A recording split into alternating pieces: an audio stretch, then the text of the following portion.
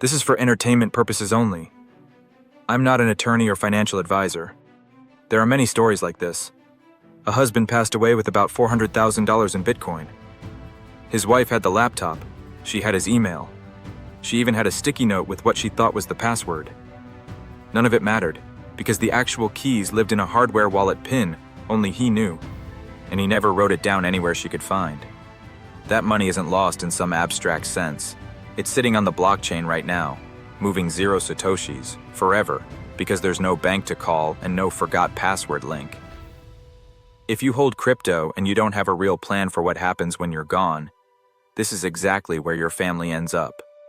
Traditional estate planning assumes an institution stands behind every asset. A bank has your account. A brokerage has your shares. Someone with a death certificate and the right paperwork can call and get access restored. Crypto doesn't work that way, and pretending it does is the single most expensive mistake I see. There's no customer support line for a Bitcoin wallet, no identity verification process that unlocks funds because a judge signed something. The keys are the money. Whoever controls the keys controls the funds, full stop, and if that's only you, it dies with you. That's the entire problem we're solving today, from the legal side and the technical side. Let's start with the legal foundation, because most people get this exactly backwards. Yes, you need a will or trust that names who inherits your crypto. What you must never do is put your seed phrase or private keys inside that document. A will becomes a public probate record in most states. Anyone can walk into a courthouse and read it. I've seen people type their 12-word seed phrase directly into a will template downloaded off the internet. That document gets filed, scanned, and made searchable. And now it's not a question of if someone drains that wallet, it's a question of who gets there first. The will should name the asset and the beneficiary. It should never contain the keys themselves. This is where a trust usually beats a simple will for anyone holding meaningful crypto value. Trusts generally avoid probate entirely, which means the contents stay private instead of becoming a public record. A well-drafted trust can also specify exactly how and when crypto gets distributed, instead of leaving it to a probate court that may have never handled a digital asset before. If you go this route, work with an estate attorney who's actually handled crypto before. Not every estate lawyer has. Consider naming a corporate trustee or a tech-savvy co-trustee alongside a family member, because someone in that chain needs to be capable of actually executing a wallet transfer, not just signing paperwork. The legal document tells people who gets what. It still doesn't hand anyone the keys. Which brings us to the technical layer, because a perfect trust with no access plan behind it accomplishes nothing. The two approaches that actually hold up are multi-signature wallets and Shamir's secret sharing. Both solve the same core problem. No single point of failure, and no single person who can act alone, either to lose access or to steal everything. A multi-sig setup requires multiple keys to approve any transaction. A common structure is 2 of 3, meaning any 2 of 3 total keys can move funds. You might hold one key yourself, your attorney holds a second in escrow, and a trusted family member holds a third. No individual can touch the funds alone, which protects against theft, but the moment you're gone, any 2 of the remaining parties can combine keys and access everything. Shamir's secret sharing works differently, but solves the same problem. Instead of splitting keys, it mathematically splits a single seed phrase into multiple shares, say 5 total, with any 3 required to reconstruct it. You distribute those shares to different trusted people or locations, a safe deposit box, your attorney, a sibling. No individual share reveals anything on its own, and reconstruction only happens when enough of them come together. Both approaches beat the alternative almost everyone defaults to, which is one person, one seed phrase, one point of failure.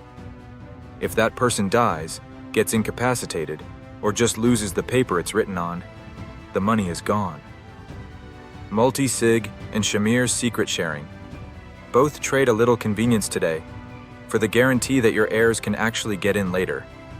If building multi-sig or Shamir shares yourself feels like too much, dedicated inheritance services exist specifically for this. Companies like Casa and Unchained build multi-sig custody with built-in inheritance protocols designed exactly for this scenario. Inherity and similar dead man switch tools work on a check-in model.